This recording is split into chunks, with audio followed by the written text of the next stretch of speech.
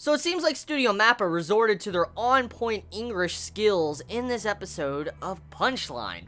Now don't get me wrong, okay?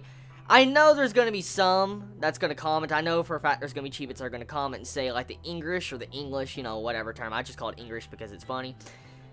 The English in this episode of Punchline, honestly, it wasn't the best, but I've heard a lot worse, and there was some pretty good English voice actors in this episode of Punchline. I mean, it was definitely a huge improvement compared to 5 from Zenkyo no Terror. I mean, if you remember the English in that series, I mean, you look at this series, it's by the same studio, Mappa Studios. So, to see how they have come that far to actually, once again, use English, but it's a little bit more improved, I actually enjoyed that. It added a different, I guess, layer to this episode of Punchline, because, I mean, it didn't sound that bad. Some of it was, but it didn't sound that bad. And I know there's probably going to be some complaints about that when it comes to this episode, because when it comes to English, sometimes in anime, some tend to either laugh at it, or make fun of it, or do all of it and just say it's bad, whatever. But I just wanted to point that out, because in this episode, I was shocked to hear that. And I mean, instantly when I heard the English voice acting, I'm like, oh yeah, this is Studio Mappa, the people that brought us Zenkyo no Terror that had, you know, 5 speaking in English the entire time.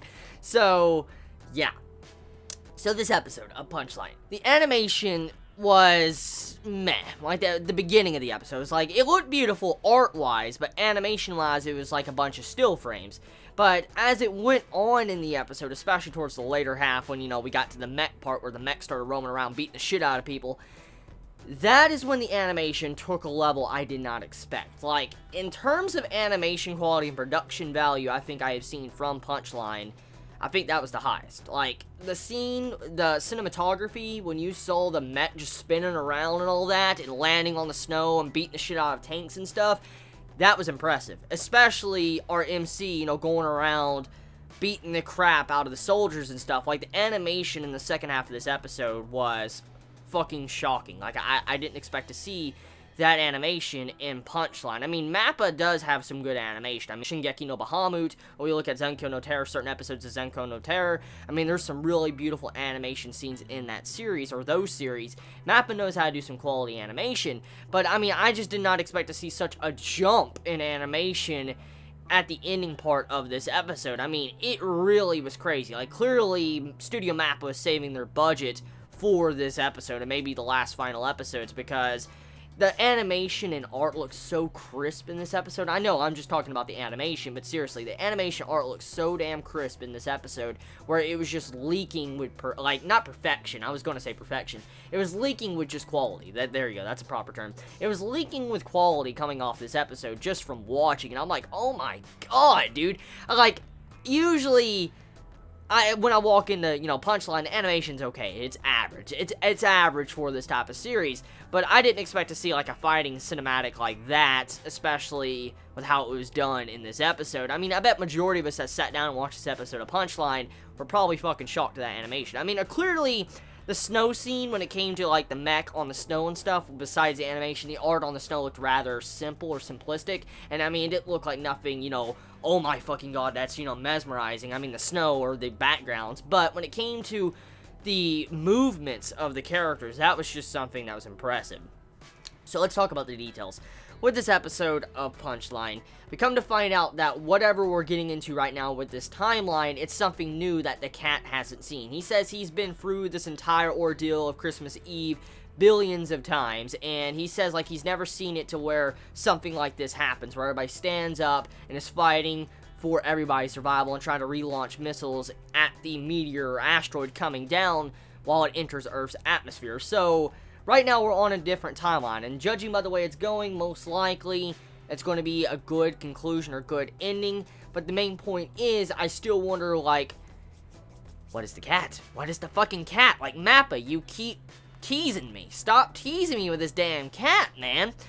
Like, the cat's like, okay, I'll let you do what you want. Like, he just sits there and he's like, I haven't seen this timeline, I'll let you do what you want. And he just disappears and he smiles. And I'm like, what is his fucking role? Like, I mean, what's gonna happen to that cat once, you know, our characters accomplish the goal?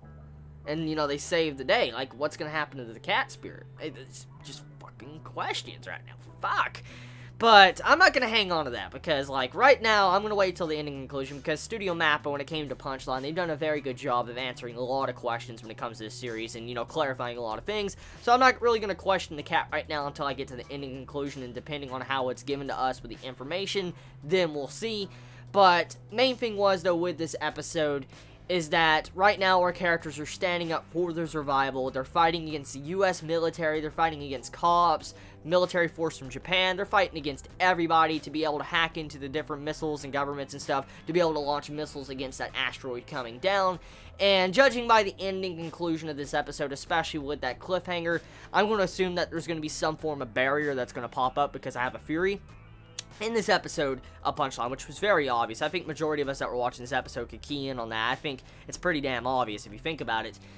You had to where, you know, our little robot girl, she was looking, and she's like, oh, I have a secret weapon. Like, she looks at a button to the right of her, and then we don't get to see anything else of that for the rest of the episode. And then all of a sudden, right at the end, the missiles are coming in, about to hit the fucking house and destroy the entire operation. It makes me think that whatever that button is probably a barrier. So that's what I think it is. It's probably a giant-ass barrier that can pop up and safeguard the house maybe one time. So, episode of Punchline. Personally, one of my favorite episodes. Like, yeah, it's one of my favorite episodes. Like, I really like the production value that was put into this episode. Studio Mappa was on point with this episode, and I'm not really disappointed, honestly. I mean, episode got to the point rather quick. I mean, it was slow at the beginning, especially with certain scenes, especially, you know, the still frames and stuff. But it got the point across. It built up the atmosphere and tension once again in a proper fashion. Doing a good job with that, with the tone shifts and the like, similar stuff like that. And yeah, that's about it. So tell me your thoughts in the comments below. I mean, how do you feel about all the shit that's going on in this episode? Do you think that the cat's going to be explained before the series ends? How do you feel about, you know, all our characters teaming up to try to stop the meteor while it enters the atmosphere and launching missiles at it? How do you feel about that animation quality? Let me know in the comments below. You all have a wonderful day or night wherever you live. Please be safe. Chibi out.